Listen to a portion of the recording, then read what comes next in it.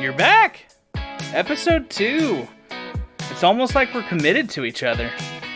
If you guys have any questions, comments, concerns, or to tell me I'm so heckin' wrong, don't at me, bro.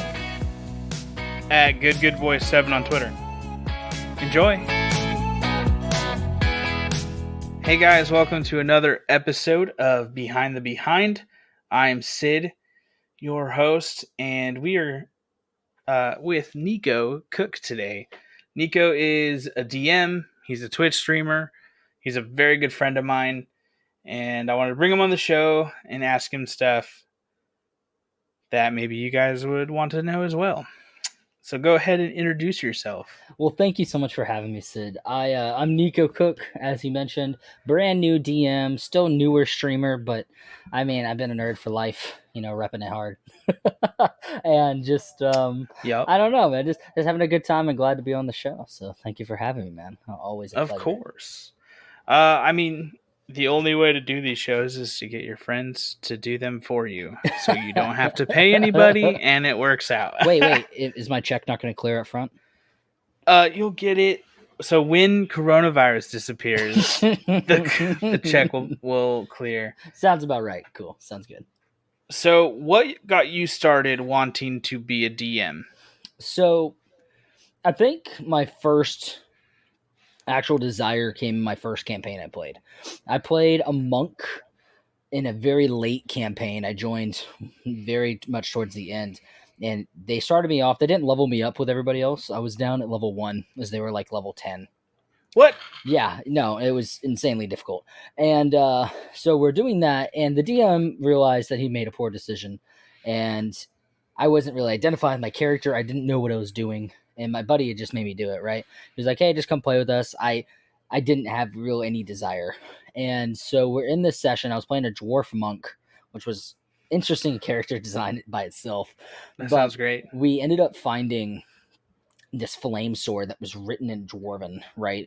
And so once that happened, and he let me have it, obviously, because I was the only dwarf there, and it lit up, and I started killing things left and right, and very much almost like jumping around and like flinging myself Yoda style, killing everybody with this flame sword.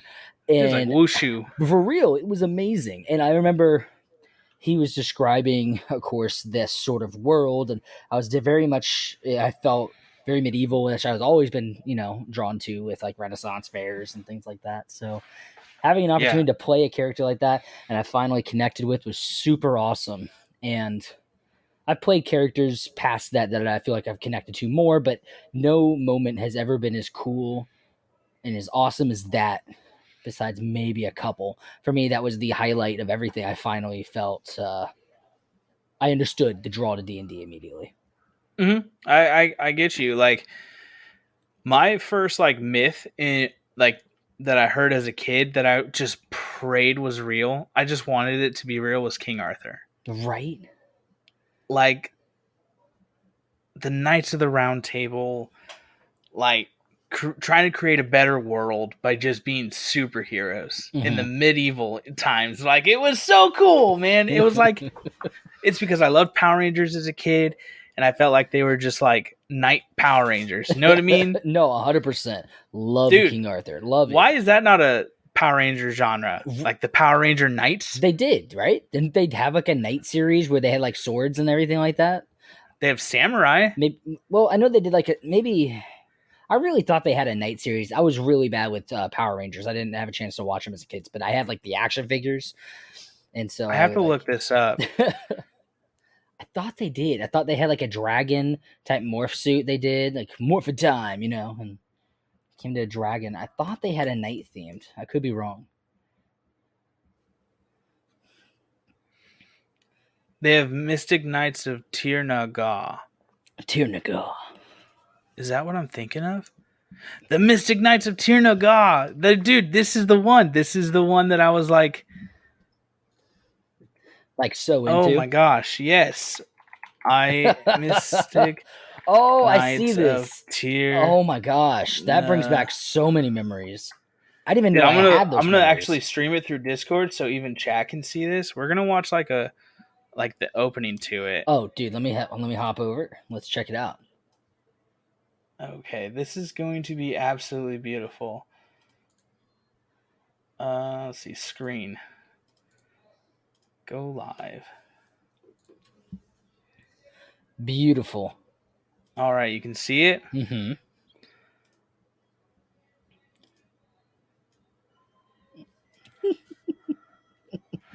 Yes.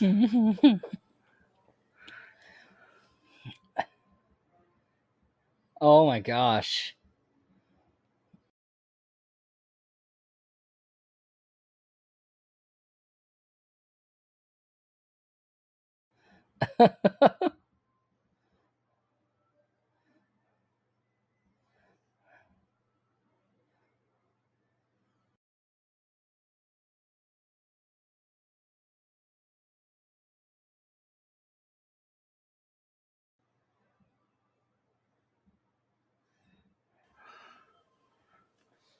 What year What? was that? What year was that? Let's check. 1998. 98. That's awesome. That was a time and a half ago, That bro. was dude. I love that. Everything about that. I don't think the people who are listening to the podcast later will be able to see that.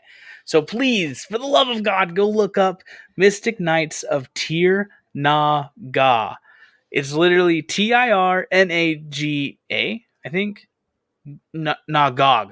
Sorry. Tirnanog. I need a Jamie. That's what I need. I need Right? Jamie to help me with this. Jamie's so great. He helps every time that he needs He's so anything ever. helpful. He's such a good guy. And I'm glad that like Joe is his boss. I feel like he gets good recognition. Mm-hmm. Very much so. So that was a huge tangent and I loved it. I'm going to try to stay more on topic. Sure. But how long have you been playing RPGs? And how long have you been DMing? Have I played RPGs in general? I started playing just D&D in general back in high school. I was a sophomore in high school, I think, when I had my first D&D session. So that would have how been long ago is that would have been 8 years ago. Dang. 8 years. Yeah, I know. So I've been doing it for 8 years. This is my very first D&D DMing role, right? I have written multiple campaigns. I have like 6 campaigns on the back burner ready to go. Storylines, overarching plots, characters, themes, all of that. But they just never found the time to do them, never had the confidence to. I see. Yeah, I mean, so I get that too. I get like stage fright when I'm like trying to DM. Because like, what if my whole thing is like, what if they don't think it's fun? Oh, that's very much a huge concern.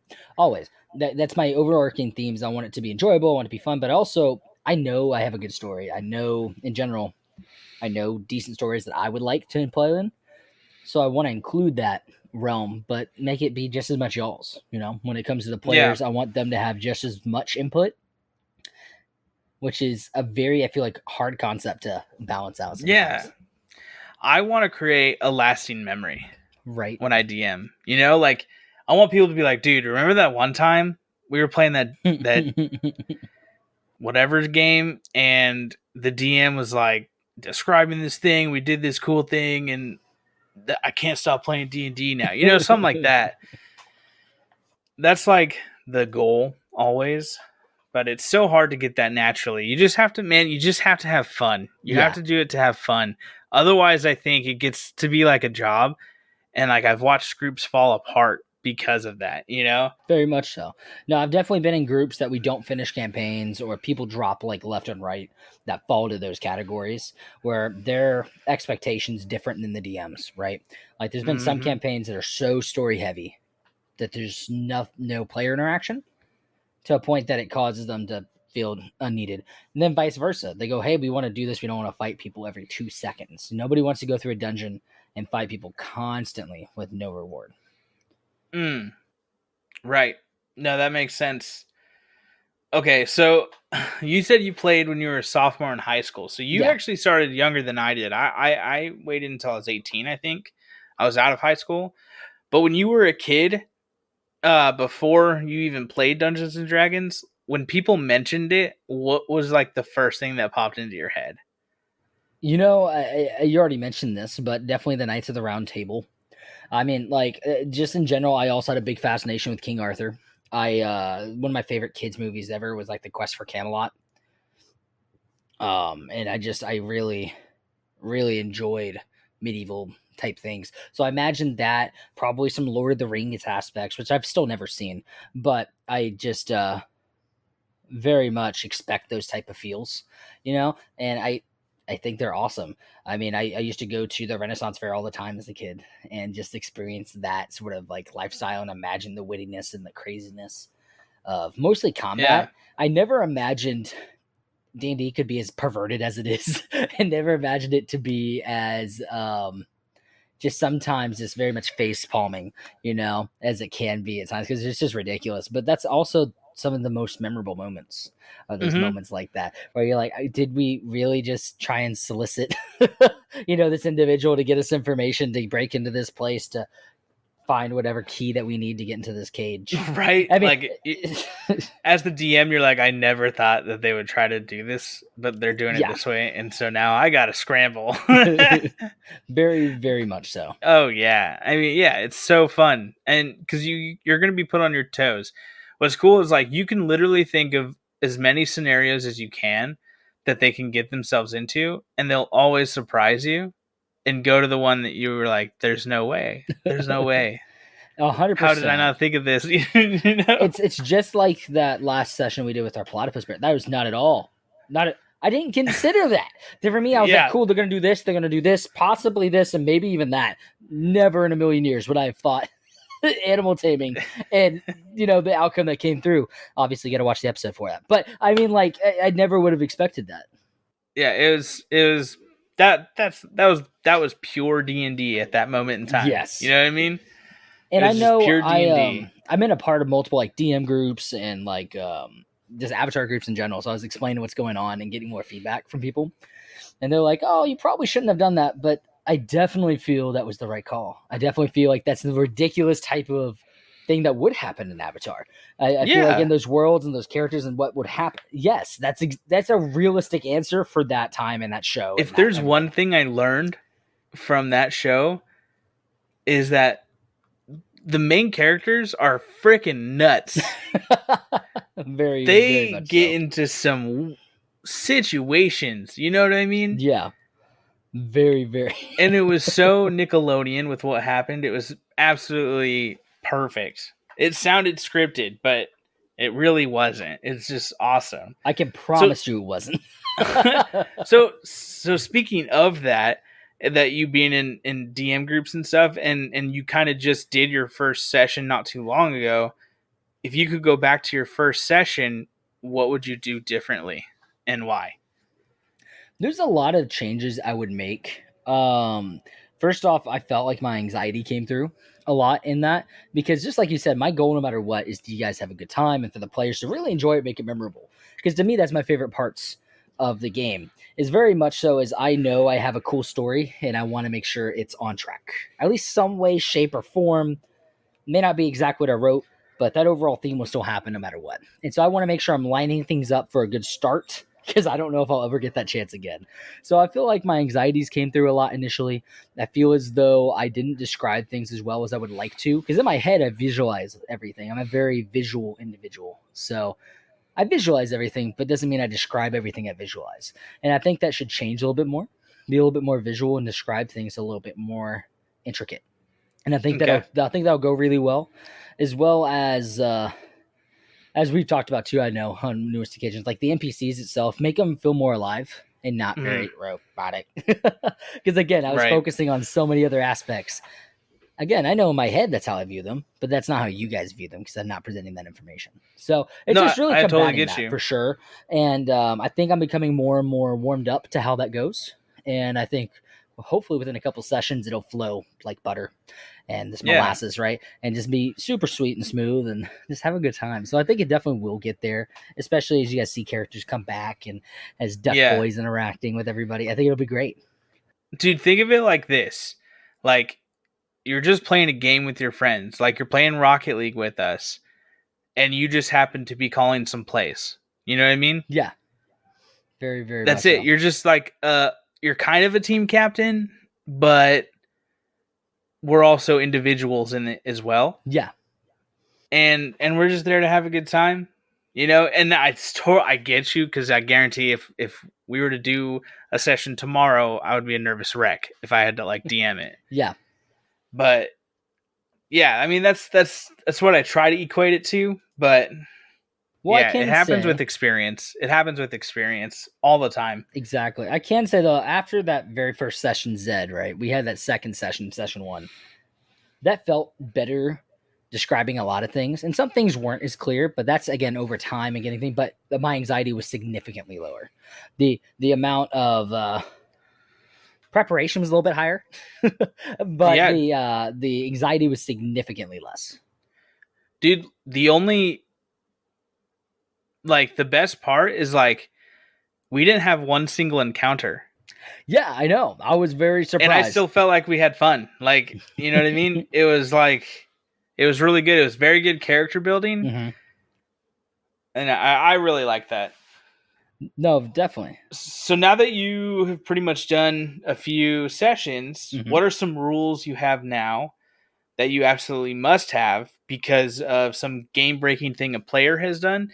And also, what have you put in because you broke a game being a player? Because I broke a game being a player. Well, first off, I think in general, being a player, I I think very much overarching in general. I'm very much outside view. I'm never in the moment. So when it comes to a player, I see a lot of times, and I've been in DM groups or CN groups, in just D&D in general, where they've brought us this encounter, this scenario, this obstacle we have to overcome, mostly with like traps and things. I've already known the answer, already know the outcomes, already know what's about to happen within the next 10 minutes. And I've learned that, so I try and make things a little bit more unique when those things will come up. And it's not black and white. It's intentionally not for a reason. Because I always read the black and white, and I felt that was almost like skipping ahead. So as a Yeah, player, I definitely want something that's not clear cookie cutter, and it's intentional. It's not going to be, all right? It's going to have a lot of curveballs in general in the entire storyline, and that's things personally, just from personal enjoyment, because if I saw something else thrown at me or some sort of obstacle that changed my perspective on everything, that's the stuff I really enjoy. So as a player to becoming a DM now, that's something I want to give to my players. Is something not to expect the unexpected, but they won't be able to because it's so unexpected. right. So and something I'm definitely excited for, as it's definitely about to approach.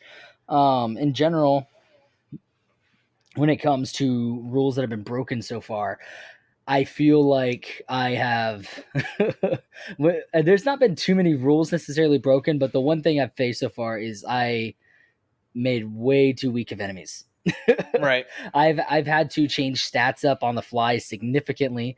A, due to the amount of players that we have in our group, and then B, due to the fact that you guys are strong. I was very lenient on that. So for future campaigns and things, I would definitely tone it down significantly, actually. But in general, where we're at, I mean, it's a transition I made, so I just have to do the best I can from later. If that means numbers and stats and attack damage, all of it just has to increase from everybody across the board. Yeah. Okay. I mean, yeah, that makes sense because I always start them with like, oh, I don't want to kill. I don't want to make my players suffer in the beginning, Mm-hmm. but I need to not think like that sometimes because Yeah. that's some of the best parts. We're like, all right, first encounter and I'm almost dead, guys. Well, there's a very fine line, I feel like, with making a difficult enemy and an impossible enemy. And I think that's a very unique line and a very hard line to find at times. It really, one thing I'm learning is the amount of people significantly matter. I thought it was like a factor, but not like a significant factor if I made the enemy right. No, it's a Yeah. significant factor. On top of that, roles, obviously, you can't predict. So, in general, you have to make things realistic. You want a godlike move, you want a godlike attack, encounter, phrasing you want to have, right? You want that exact scenario. gotta have those roles. So I think in general, I'm gonna make things like that a little bit harder to have going forward, but I don't think that's necessarily a bad thing. I think it's more of a realistic expectation thing. But in Yeah. general, I think it just matters about the feel, right? The world has to feel as live as it can. So if that means fudging a number or two to make things happen in a way that would, I think that's fair too. I don't think that you should rely heavily on these dice if it doesn't flow. And it's always fine to be the DM and just fudge something if it's not going like how you think you expected, or maybe you realize that like, hey, this is getting kind of old. We can end this. I'm just gonna do this for this guy. So, oh, you critted, it instantly died. Wow. I think that's so much easier in combat too, as compared to like a scenario, because you don't know. You know what I mean? Like you can say you're persuading someone to do this, or you want this scenario, you want to stealth past this person. What's your next step, right? And we have such unique individuals. Thinking 3 steps ahead of those unique individuals who throw me their own curveballs, which is not in the direction I was throwing mine, is a very spectrum of answers. So you definitely have to prepare for the spectrum, which is an interesting take. Dude, for sure. Now, I have to ask this of everybody that comes on. Are you for or against the party?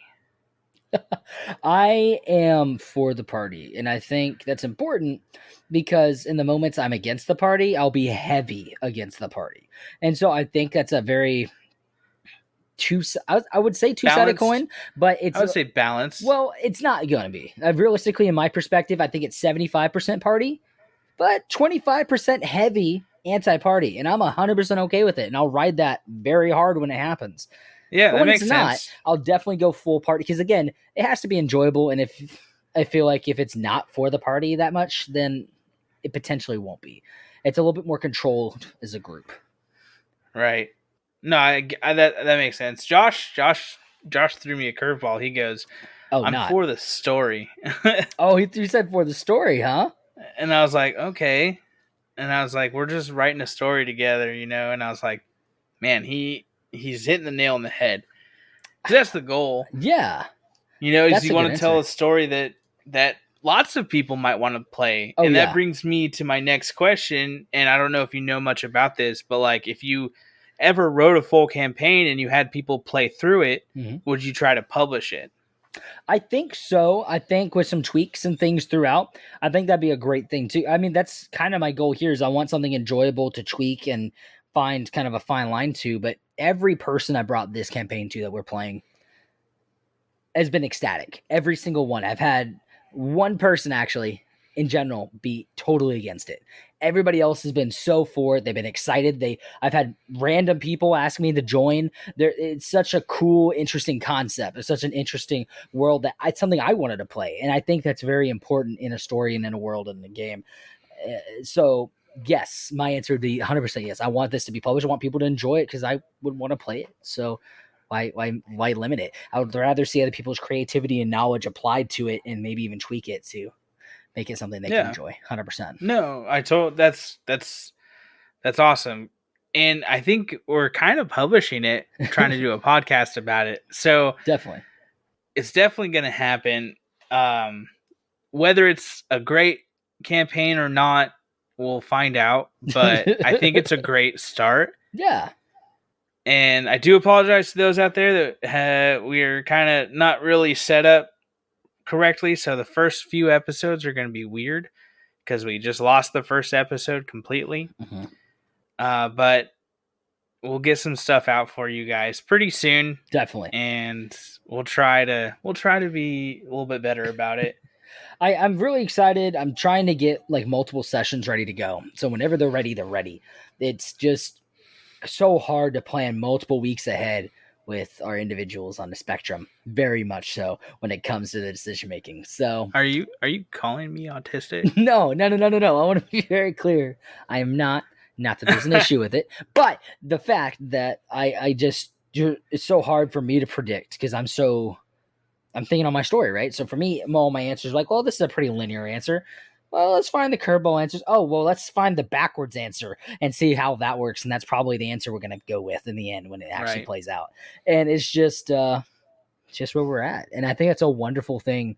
I love watching the chaotic mess that's created from you guys. It's been so fun so far.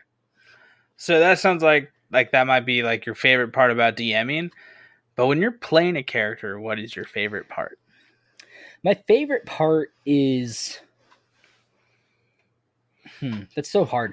I think my favorite part of playing a character is when you have that moment that you visualize it too. And it doesn't have to be just a scene. It doesn't have to be just a setting. It can purely be, like you watch the final blow of this boss that you spent 10 turns bashing. You're on 1 HP and you're like, oh God, I'm about to go down. And you watch this person take that stab through, or that really happens. Like they get that kill, or maybe you watch somebody die, and it's your co-player, right? They've been with you for sessions on sessions. You've built rapport with them, and they travishly they just savagely die in a horrible, very horrific, potentially, but just really visual effect. And for me, I'm like, oh wow, you feel it. You feel those heartstrings. You feel the emotion attached to it, because it's not just a game anymore. It's not just a player. It's something that you identify with, and at least a certain range and skill, right? So it's a very fun way to embrace different sides of yourself, and experiencing those moments are wonderful and horrible and amazing all at the same time. It's like watching a movie that you are part of and creating the entire time. Dude, beautiful. That's beautiful. That's really good. I like that. What's your favorite part so far? Being a player, what's the part you look forward to the most? It's like getting to be something else. Not necessarily someone else, because each character is just an extension of you. So it's just getting to be you somewhere else. Yeah. And you just you're literally getting to like storytell a person's life. I very much agree.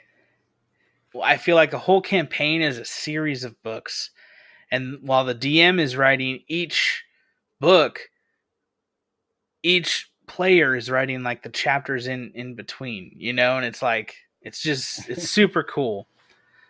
I definitely agree.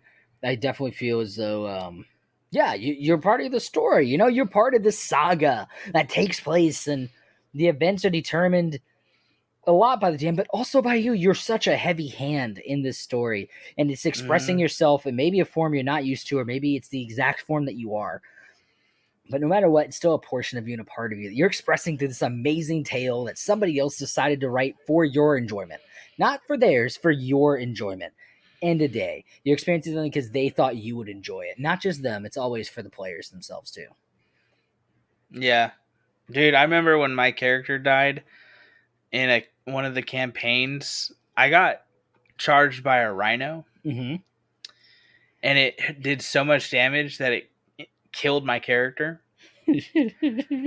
But I was trying to be a peacemaker in like this whole thing, and the negotiations didn't go well, and I still didn't want to like hurt anybody until I really had to, and I didn't pull out my weapon until I was halfway down on my health.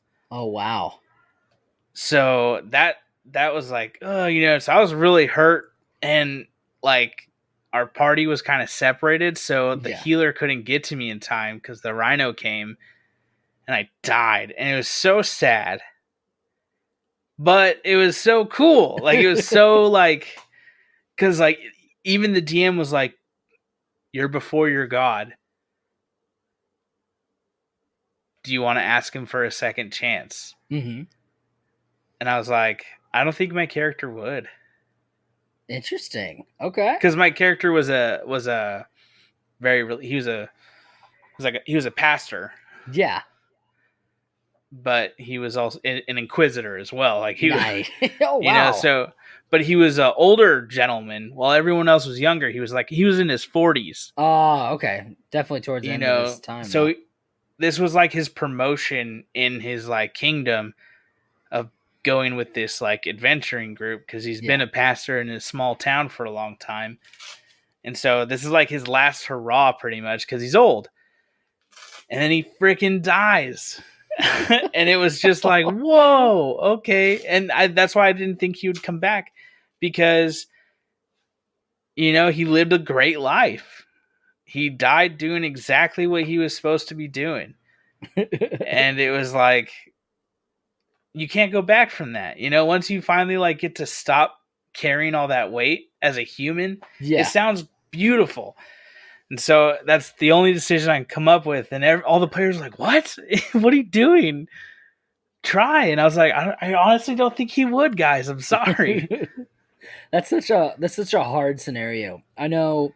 Remember, I played a session 0, and I died in session 0 with a character. We faced a dragon, and I critically failed hard, and then I had to roll like the D100, see where I landed, and I got like a 1 on it or something ridiculous. It was like the lowest that you could possibly get, and in this scenario, the DM described me one hit killing this dragon because I rolled crit on my damage. And so I one hit killed this dragon through its Achilles heel, striking up with my sword. I was a dark paladin, right? Very emo, very type personality. Yeah. And I straight up I stabbed him, and he just crushed and killed me. And so I remember just being like, that was really badass, but also at the same time, what the hell? I have to do another character sheet in the same He day? has a twin. We ended up. I don't think we made it past session 0 on that campaign, but I remember just being like, "Dude, dang it!" But also, that was so cool. I just died to a dragon after Spawn killing it. kill. Man. Yeah, exactly. Though, man, it was like our very first encounter ever. It's like, it's a dragon. A dragon. Yeah. So I'm gonna move over to some streaming questions. You guys. He is also a streamer, not just a nerdy guy that plays D&D. Yeah. So what got you started interested in streaming? So I've been interested in streaming for a small period of time, but it always fell outside of my range, right?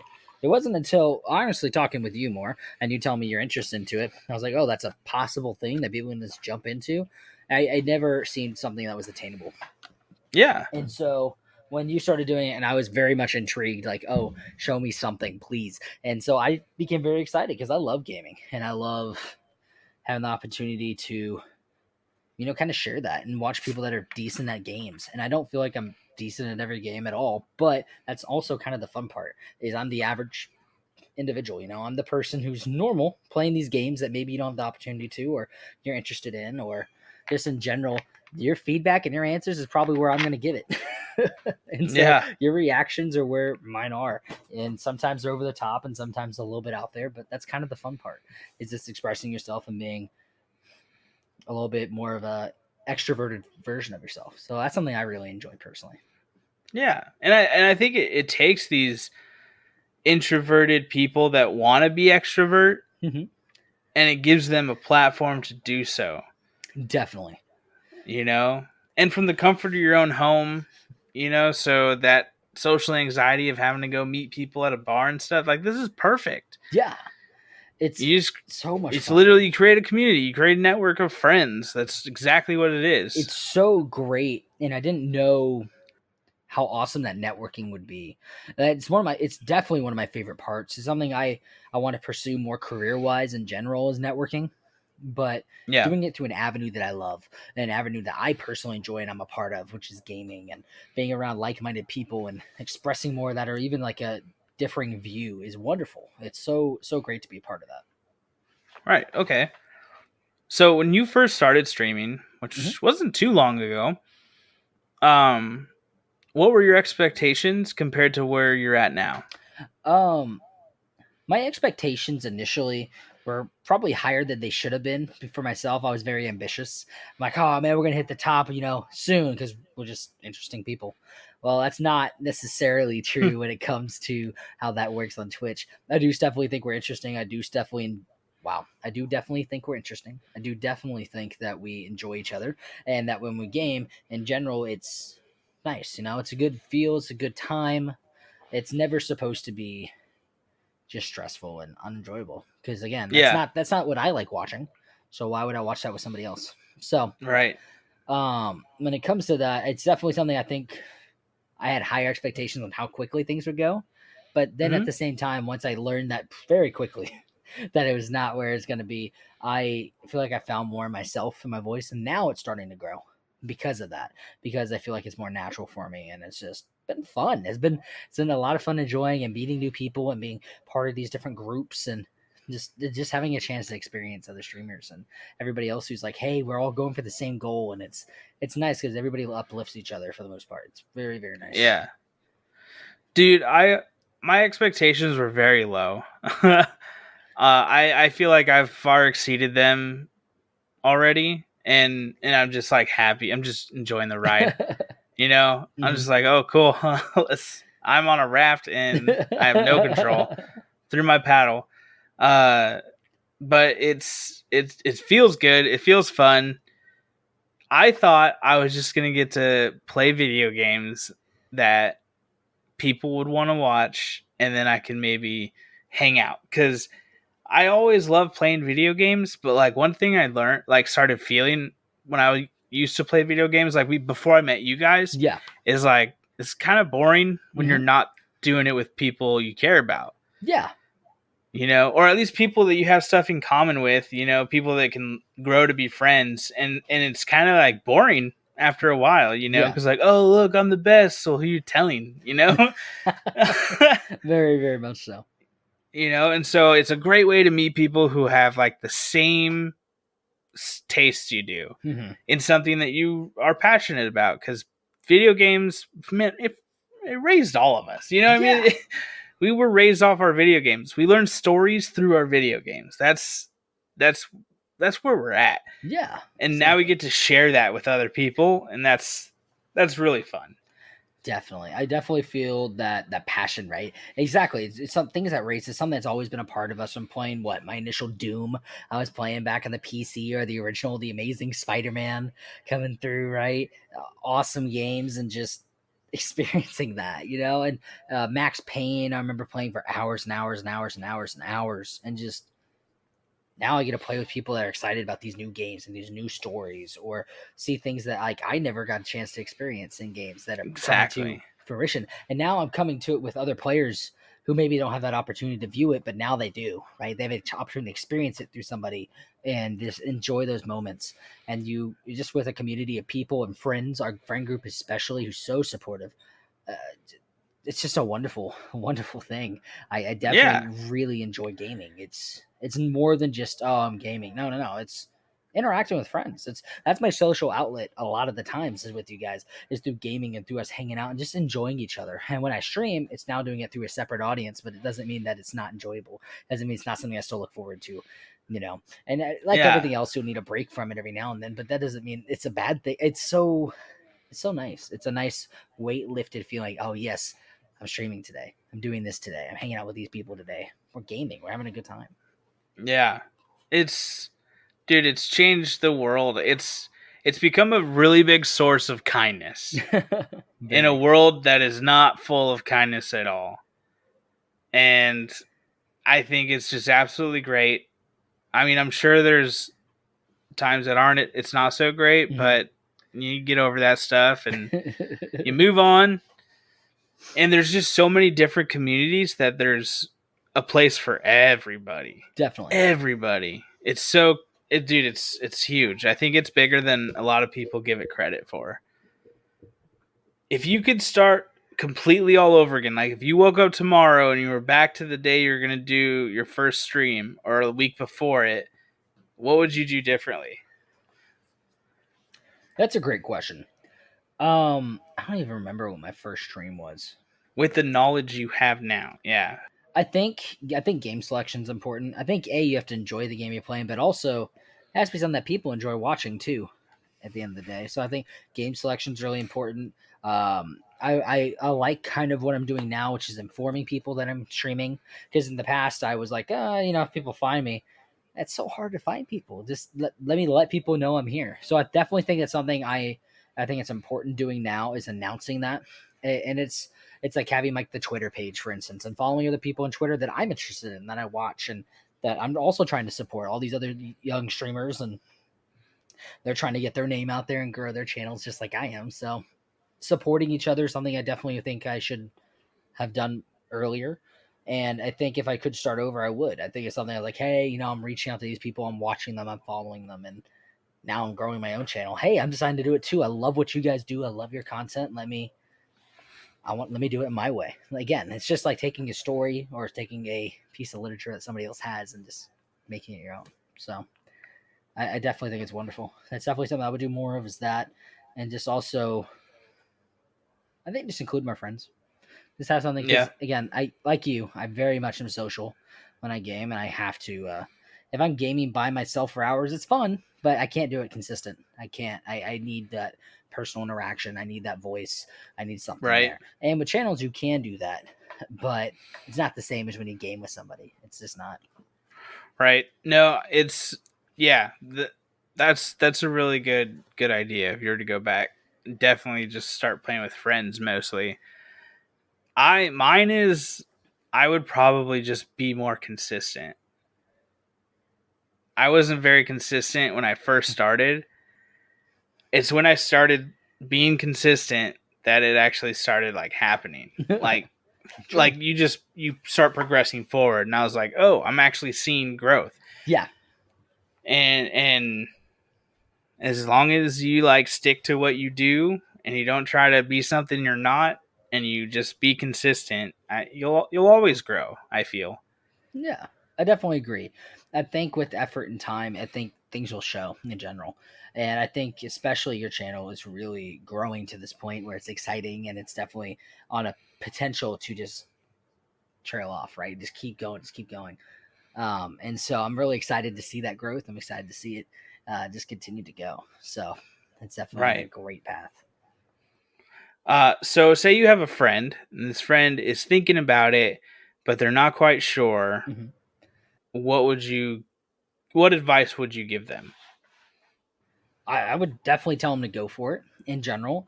I feel like if I enjoy these personalities, why wouldn't others, right? If I enjoy really gaming with individuals on certain games, why wouldn't others enjoy those moments? And I think that shows with all of our friends that have recently, especially, have started. Hey, I kind of want to do this too. I like what's happening with you guys. I want to be a part of that, and I think that's contagious, right? When you're yourself and things are growing and things are just having a good time, right? People want to be a part of that. And so I think when people ask that question, it's like, man, I don't really know. Yes, I think you definitely should, because I enjoy your company. Why would you, just disrespect yourself like that? Why wouldn't you give yourself this opportunity to do something? If you enjoy it, then do it. And you think you'll be great at it, or even if you don't, I can tell you probably will be. Because again, people just want genuine people. Right. No, that's good. That's great advice. That's very very encouraging. So, I think we all have one, but what is the weirdest story that you have from streaming? Weirdest story. Well, um, I don't know about a weirdest story. I I definitely have found that people that like follow me aren't exactly how I picture them in their head, right? So like I'll be hearing their voice as I'm reading out their comments and things, and I get a chance to listen to them. Like, oh, that's not at all who I thought they were. You're really now you're putting a voice to a name, and kind of building up that person, right? So when it comes to like the weirdest story, I think the closest thing is I found out my youngest sibling, who's 12, had invited all of his friends to watch me stream. And so I had just That's a cool. bunch of 12-year-olds in my stream.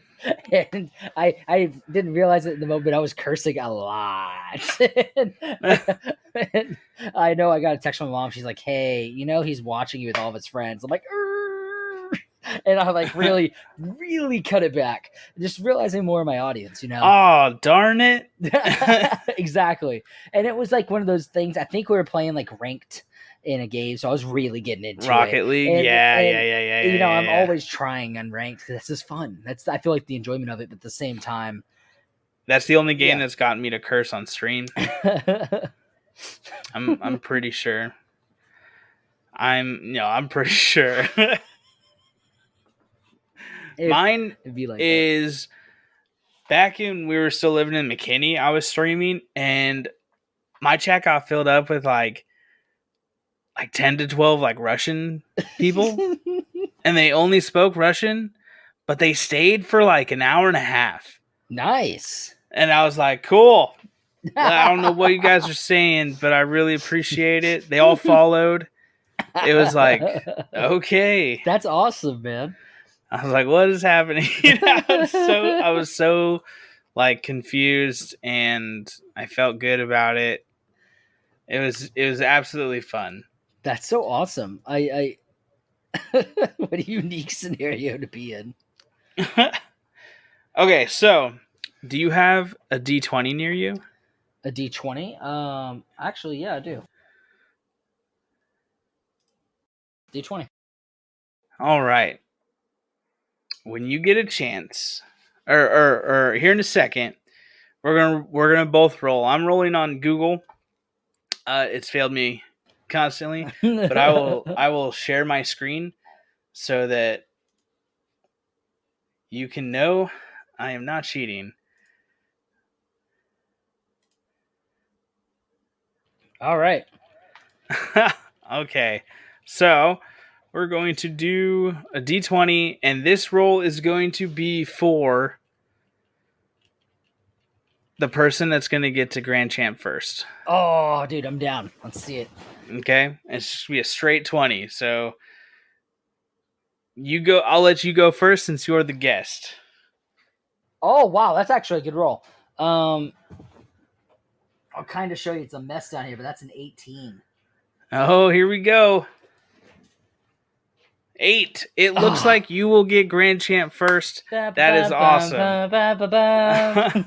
All right.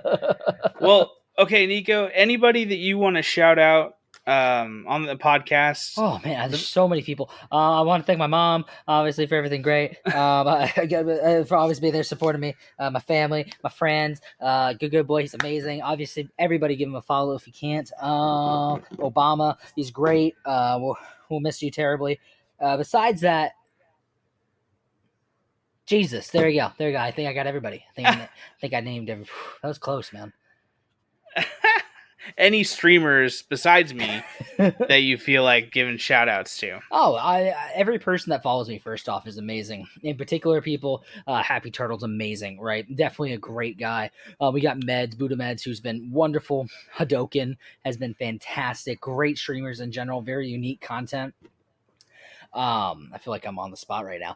Those are definitely, I feel like, the people that like I interact with the most and definitely appreciate a lot. Obviously, yeah, I've already said it, but Good Boy for real is awesome. Lauren's really starting up her channel and going. Ghosty's doing phenomenal. Trouble Ghosty, they're really about to really, they're on that incline really heavily. So I'm very excited for them. Yeah, listeners, if you feel like you want to join us, just come to one of our streams, either at GoodGoodBoy123 or ZoloRules with a Z, TTV, all one word.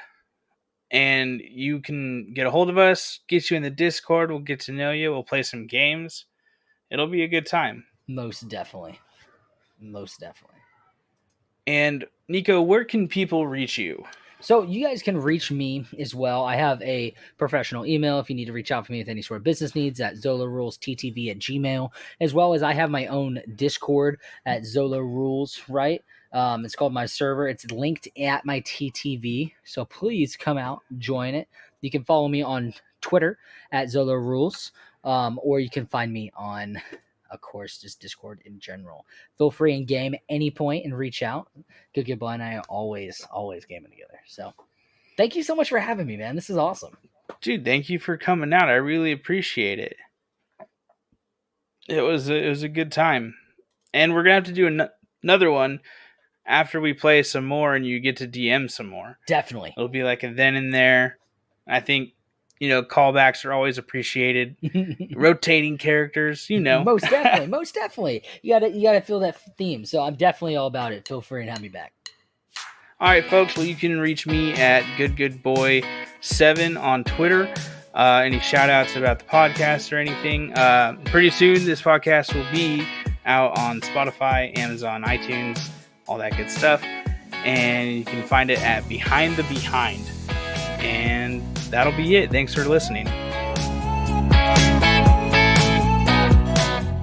if you'd like to see what we were talking about, you can find the video on YouTube at GoodGoodBoy123. Anytime I get video of the podcast from Twitch or however else, I'm going to upload it the same time as the podcast releases, or possibly sooner.